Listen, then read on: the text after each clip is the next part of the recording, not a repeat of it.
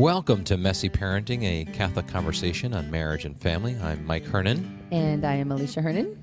And we are a married couple for 21 years, have got 10 kids, ranging from ages 2 to almost 20. And we don't profess to be experts at all. We're just sharing some of the insights, both from our successes and failures as parents. And our continuing struggles, as with this topic. That's right.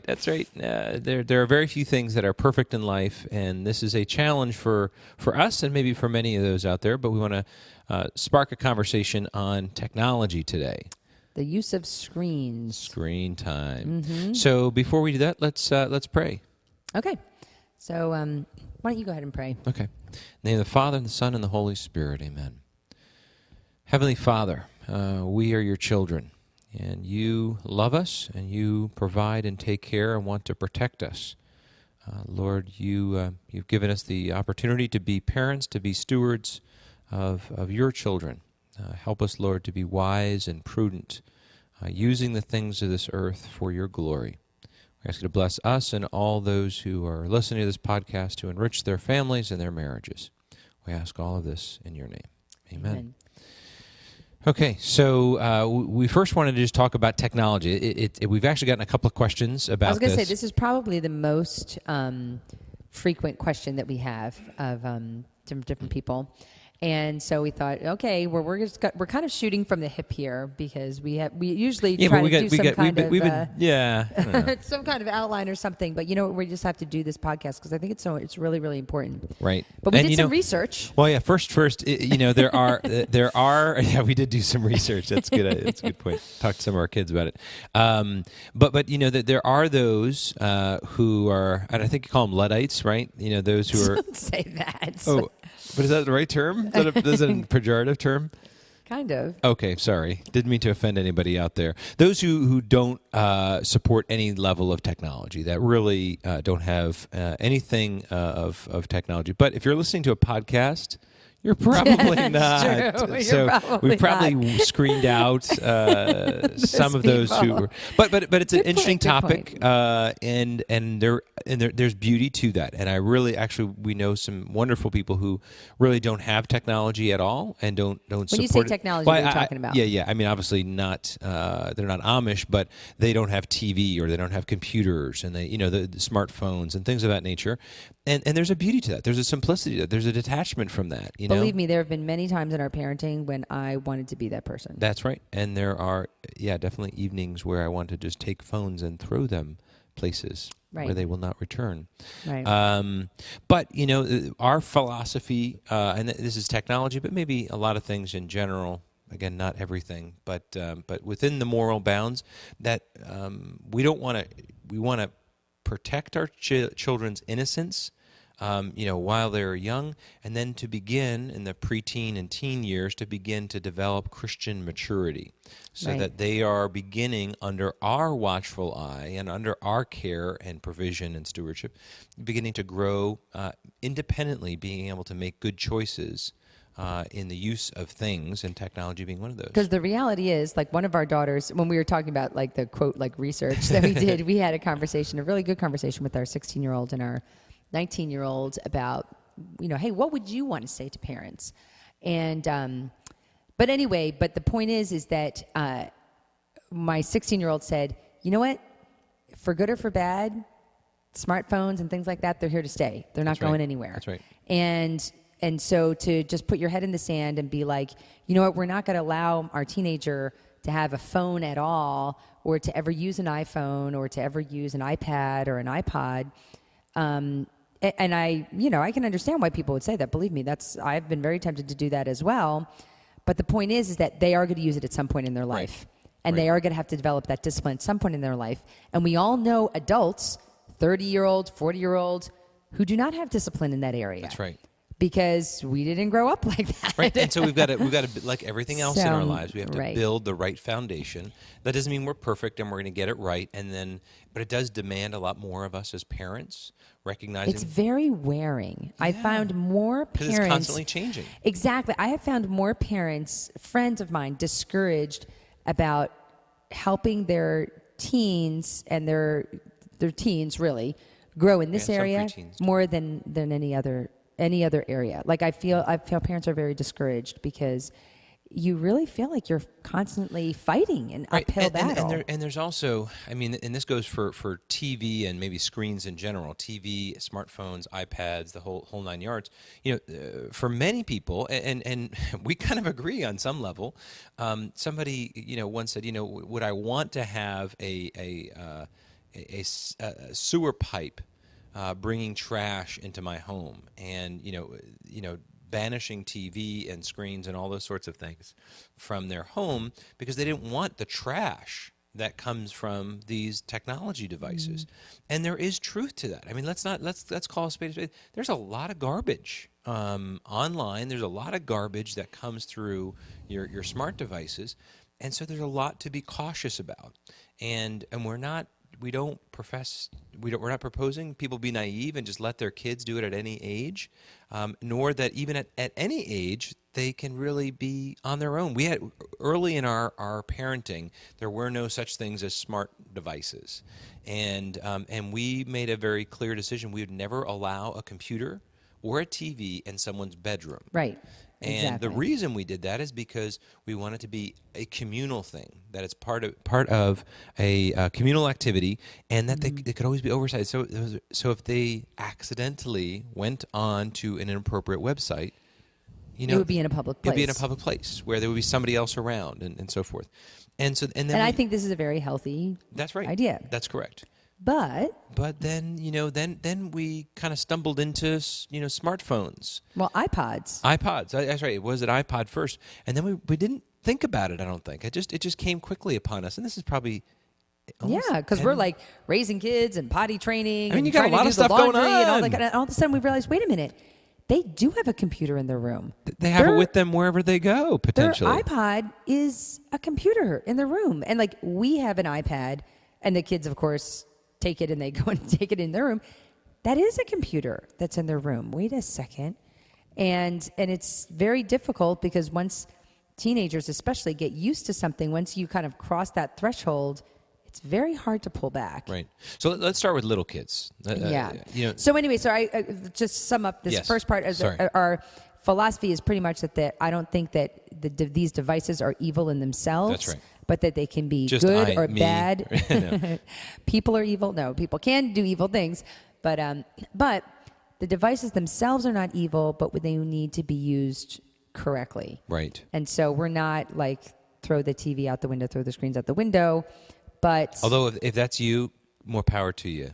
Yeah, I really do admire that. But I do think that at some point you need to teach your children maturity and how to handle technology because like anything, they have to, not like anything, it's probably more powerful than anything else I can think of. Yeah, there's nothing like this. They need to learn discipline, and it's better to do it under your roof. That's right. Okay, so I saw this video that was amazing. It was a video about a woman who was like a pediatric psychologist or something like that. And she was giving a presentation on the use of screens. When we say screens, of course, that's like, all of that, like the iPod, the computer, iPad, all those kind of things, with young children. And her suggestion, because of looking at brain development and things like that, was that children under 2 should never have those devices. And children under 6, it could even be argued that children under 6 shouldn't even have them, or they have them very, very rarely. And now I can tell you right now, in our home, we have 5 iPhones. Our oldest 3. In the world? And my husband and I all have an iPhone, and we have 2 iPads. And we have a 2-year-old I have a passcode on my phone purely for my 2-year-old. I'm not even kidding you. And that's not working all the time either. Because even with that, she can still access photos and flip through photos and things like that. And she's 2.5, and she's been doing this for a year, which I think is a real testament to the intuitiveness of the developers of Apple. Yeah. Because they're amazing that a 2-year-old can figure this out. But anyway, so I'm not saying that we've been perfect in this area, but there is this one app that I got that I will tell you. It's really a great app. We see it entertains them, right? It's a monkey preschool lunchbox. And I think it calls, and of course Claire calls it Munchie Box. I want Munchie Box. I play Munchie Box on your phone. I play Munchie Box on your phone. She was just asking me that That was today. a great voice. We're going to replay that later. Oh, God. Because if she's having a breakdown and we're in the doctor's office or I'm in the store, it gives her a little fix.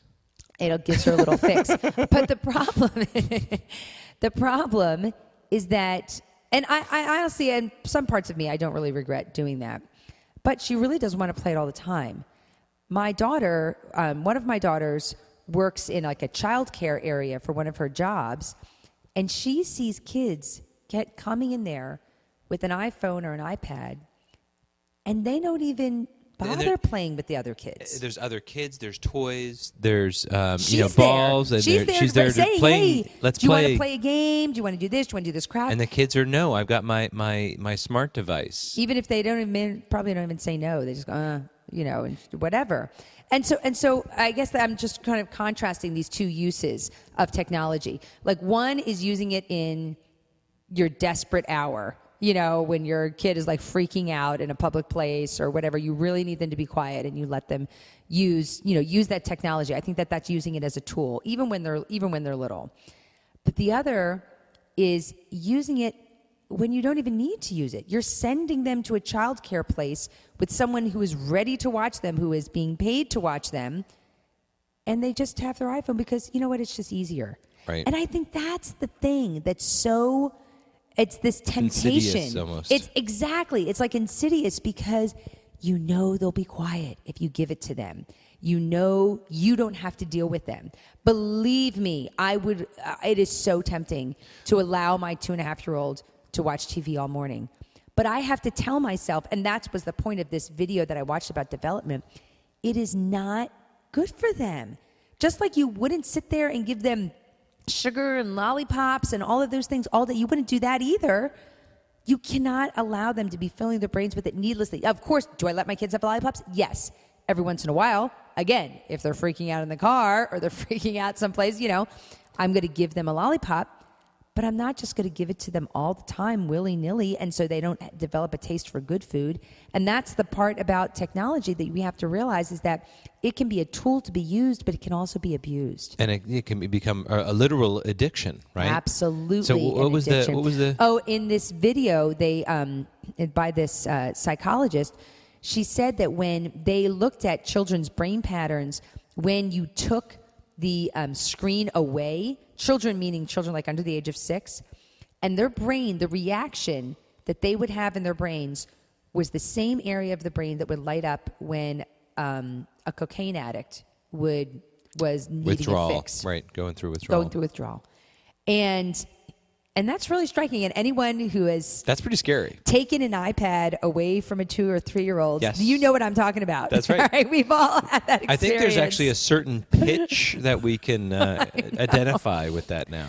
Because they really do get addicted. So it's something that can be used, but especially with children under 6, there is so damage. You have to use it with great caution. There's so much they need to be doing and learning at that point. It's just not something that they should be, really using more than an hour a day. And when I say using, I mean I'm including TV in that too. And not to jump too quickly because, but to paint a broad brush. As sparingly as possible when they're young is what we have found to be helpful for us.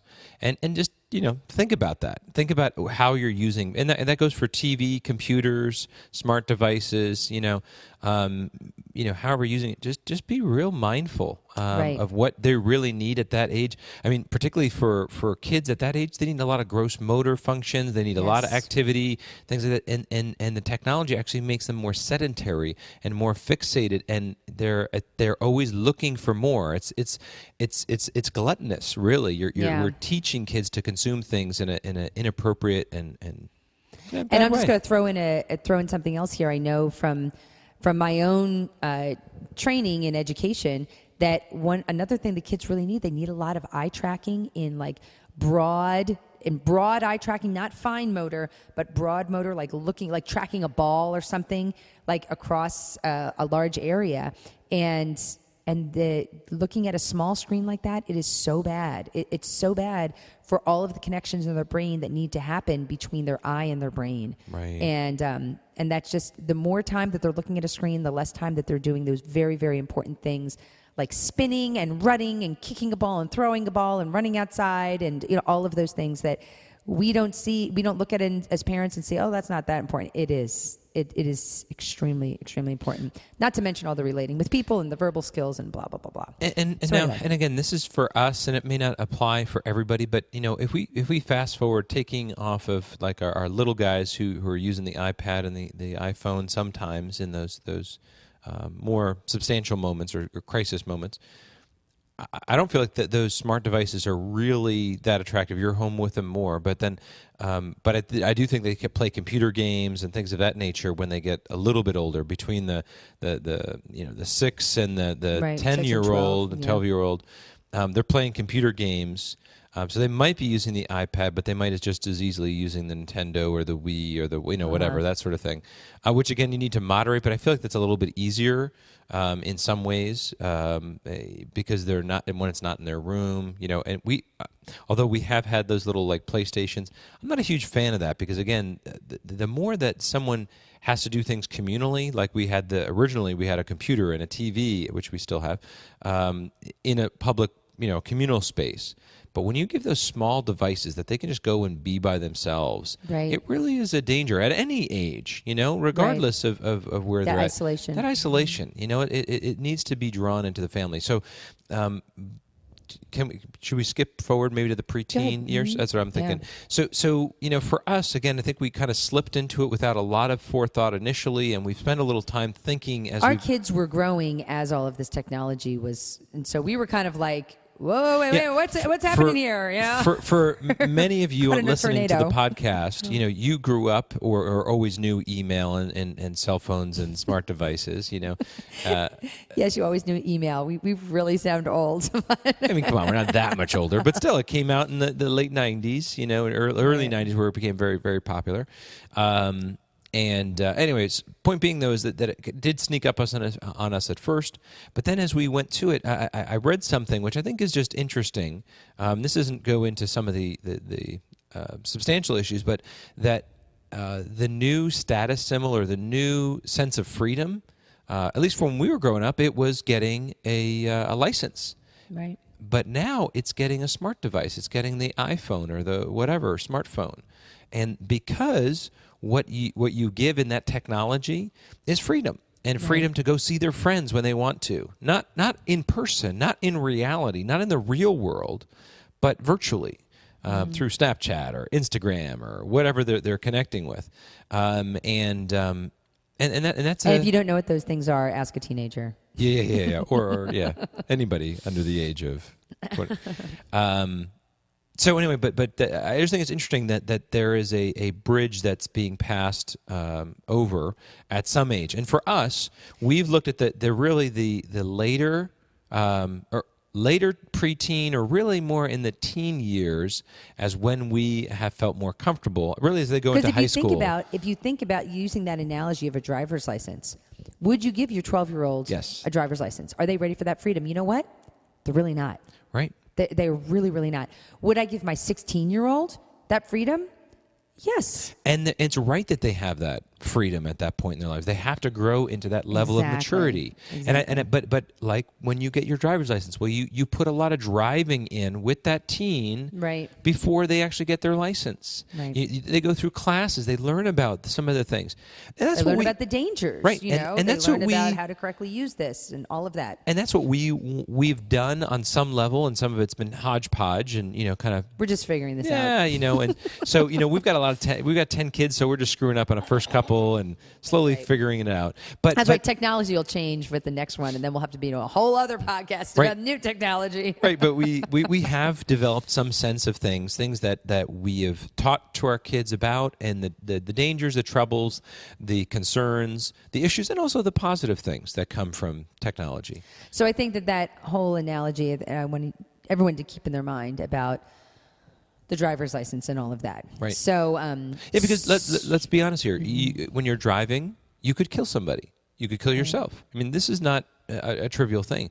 But when you're online, there are things that could damage people's relationships. Yes. Really destroy their lives in a moral way, let alone a destroy their emotional. soul. Yeah.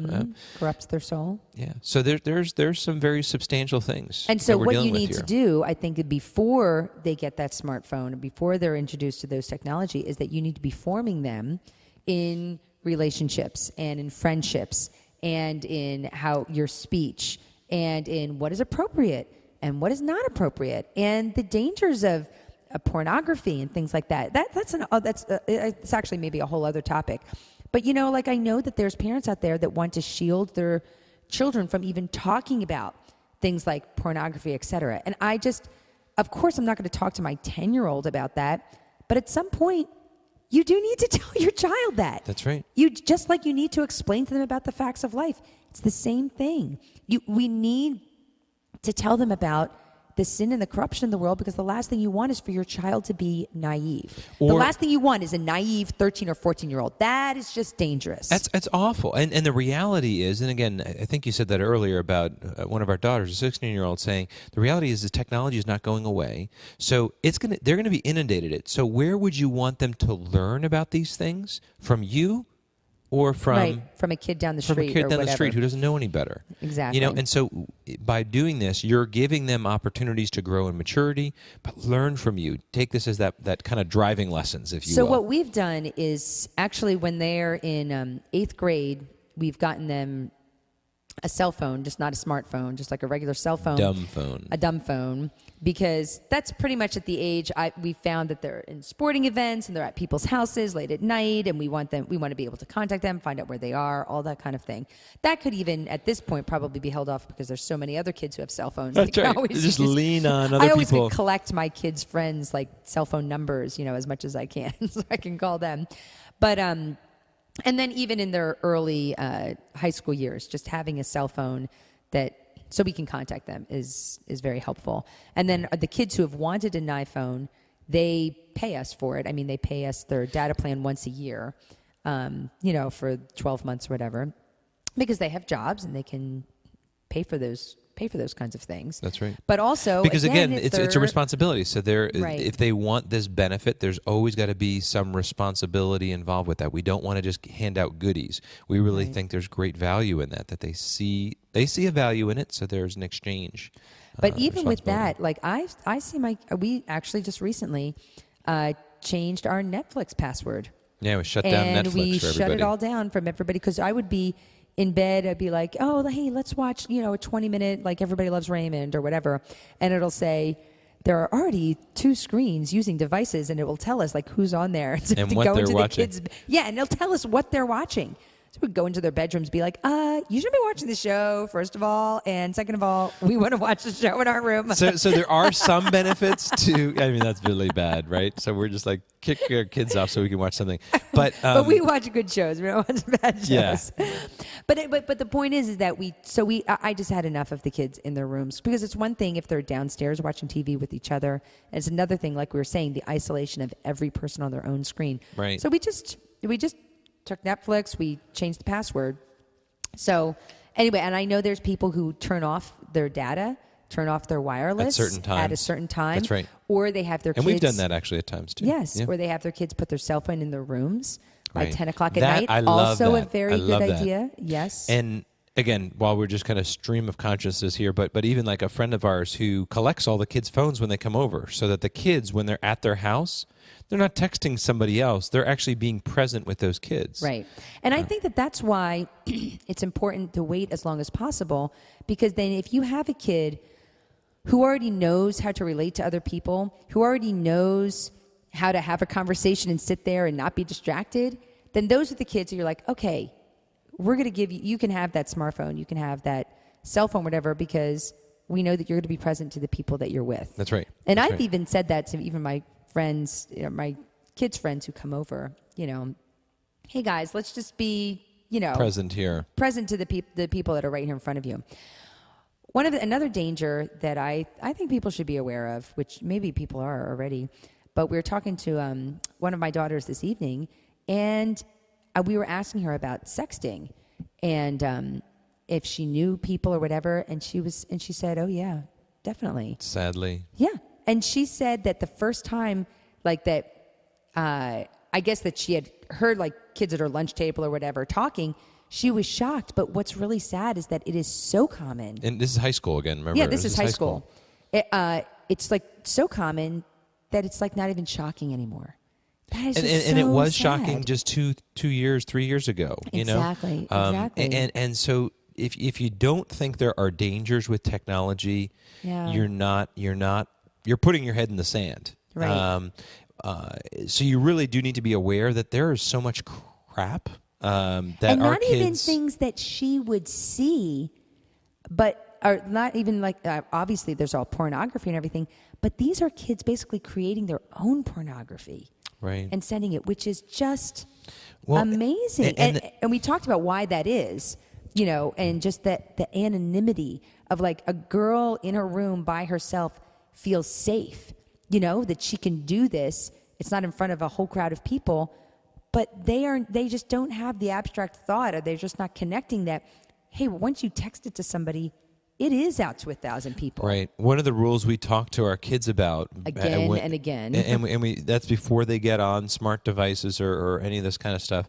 You know, a rule. I spent a number of years in politics, and we had the rule then. I had it with the campaigns that I managed, but just, you know, anything that you put in an email, back then it was just email, anything that you post, text, you know, put out there in social media, if you're not proud of it being in the front, you know, the headline of the New York Times, then don't send it. Don't hit send. Don't hit post. Don't tweet it. Don't whatever. We have emphasized that to our kids again and again. You never ever put something electronically out that you wouldn't want to be on the front of the New York Times, because that's the reality. And not to quickly skip over sexting, because that's kind of scary. I mean, it really is. You know, I think the kids, and see, the thing is, again, using the car analogy, you know, it's like you're giving someone the keys to a car. Would you let them out after midnight? Right.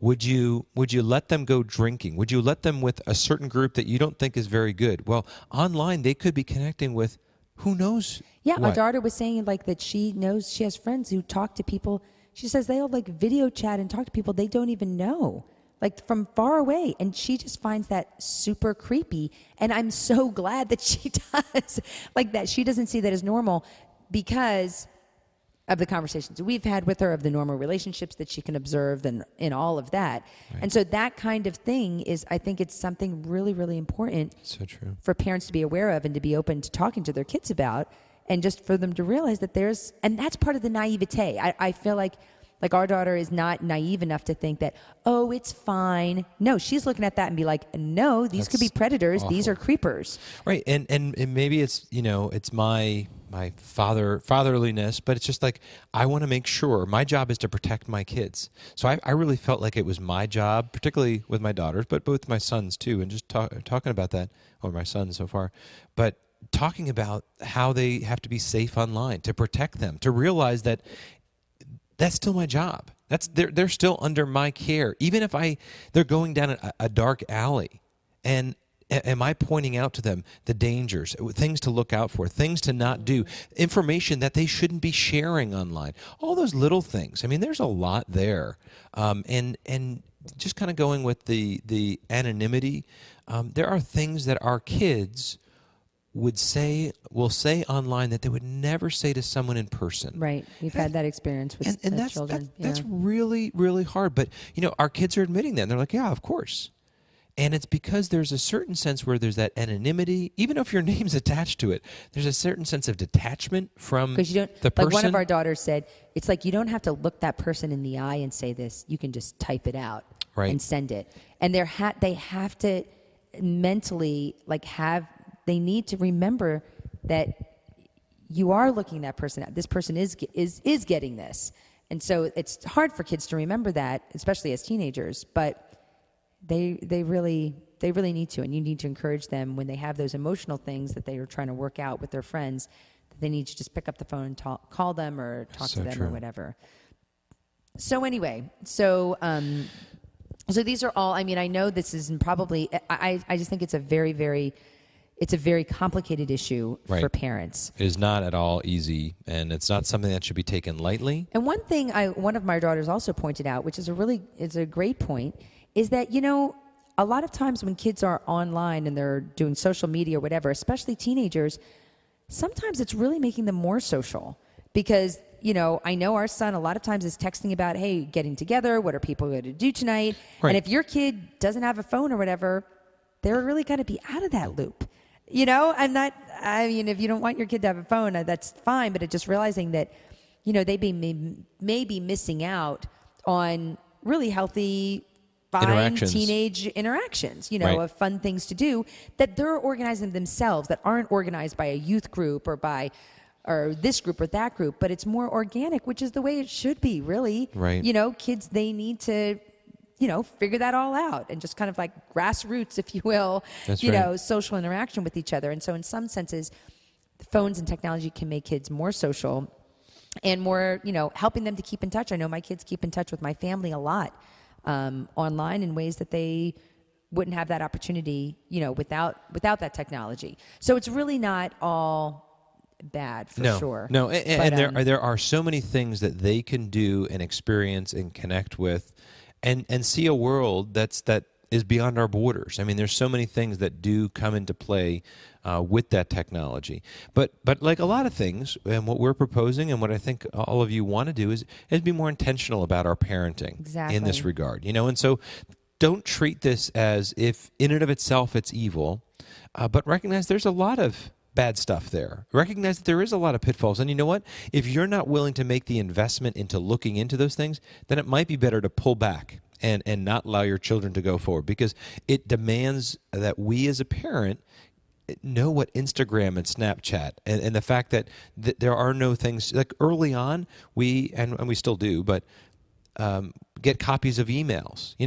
Right. Our kids, we've talked to them. I mean, there's the thing is, the kids don't email anymore. I know that's what what's they don't so have. difficult. So there's a whole different level, and so our techniques have had to change. And then we got on. When the email didn't work, then we went onto Facebook, and we were on Facebook, and we had relatives who were kind of keeping an eye, not intentionally snooping on them by any means, but just being aware. Yeah. But they're not even on Facebook. I mean, it's grandmas that are now on Facebook and people like us, on Facebook. But now they're doing Snapchat, Instagram. And so it just really kind of gets to the point where it's like, you know what? You have to get to the point where you can say, I need to trust my child. Yeah, but you do. I guess but trust, but verify. Right. The trust and get to understand the technology. Know what's out there. Like that's the reason I have a Facebook or Twitter account, is because my kids wanted to go on there, and I said I can't let you go somewhere where I've never been. So I went there first. I figured it out. I talked to some people, and we just have to be intentional like that. And right. But there is a point, you're 100% right, that we do need to trust it, but we need to make sure that we're not naive as parents. Right. And we have to know the dangers, but we also have to know that we've had experiences with our kids in smaller areas with technology that they've proven trustworthy, and we give them more. But we don't just throw them into the deep end. Right. We slowly allow them under our care, under our observations. I think that one of the reasons that it's so stressful is that it is impossible to monitor everything. That's right. It's impossible to monitor everything. But you know what? In the 50s and 60s, when kids were not at home a lot and they were outside, those parents couldn't really necessarily monitor those kids either. Right. And those kids were out doing stuff. So they're always at any level. So what I'm trying to say is that it's always been a problem, challenge and a challenge, exactly, of trusting your child. Right. And so you need to know that you have a relationship with them, that you spend enough time with them, that you've communicated your values again and again and again, that you can trust them little by little in an appropriate way. I'm not talking to about a 12-year-old because you can trust them in little ways, but they're not ready to have that driver's license. Right. They're not ready to have that responsibility yet. But you know what? Your 16-year-old, your 17-year-old, you got to let that rope out. We use that analogy, that picture before of having your kid on a rope or a leash or something, and you hold them very, very close. But as they get older, as they get in those teen years, the tween years, you kind of let it out a little bit, let it out a little bit more, and a little bit more. And we have 2 kids in college right now. And we talk to them about what they're doing, but hey, you know what? They're paying for their own cell phones. They have it. They can take a car or whatever if they ask our permission to use the car. But they can go. They're adults. That's right. And we gotta. If we can't trust them at this point, we have bigger problems than our smartphones. Lot bigger problems than that. So, but it's that matter of letting it out little by little, because you really have to get to the point where you have to trust your kids at some point and trust that you are doing a good job informing their consciences, really. Yeah. So I know it is a struggle. And it's messy. I mean, come on, let's be honest here. That's the whole point of this podcast, is that parenting is a little messy, Yeah. And we have picked up and dusted ourselves off and started again. What's great is that the church has rhythms, the days of feasting and days of fasting. And during Lent, our kids have often suggested that they give up screen time, and when we try to do a family retreat, all screens are off for a couple days. And there's times where we just need to do that, and it helps reset for ourselves and for our kids. And if you've tried things and they've failed before, that's okay. Try it again. Try something new. And I really don't think we're ever going to get to the point, if you're at the point where you're like, you know what, we got this all figured out with technology and screens, and we're just going to kind of relax. Then there's something wrong. That's right. Then you're not paying attention. Exactly. But if you're feeling, I don't want to say stress, but if you're feeling like on alert with your kids, I think that's just kind of like the condition of having teenagers. Really. Yeah. I really think, but you do need to trust the Lord too, and to pray and ask for his guidance. And you just have to keep fighting that good fight. I know I feel like we're constantly fighting against technology sometimes, I don't think that's a bad thing, even though it can be wearing on you. Right. I just don't think that's a bad thing. And there's some great technologies out there that really should. Maybe I'll try to look up some. But Covenant Eyes, I know, does a great job, and I actually just got an email from somebody who knows those guys pretty well, and for filtering and softwares and different things. And there's lots of things that we can be. It can help us in understanding where our kids are at, but at the end of the day, we have to build that trust. So I hope this was helpful, and maybe it can spark a conversation. Not too bad for shooting from the hip for the first time. There we go. A little bit all over, but I think that's kind of like social media. It's a little bit everywhere. Anyway, until next time, may the Lord bless you and keep you.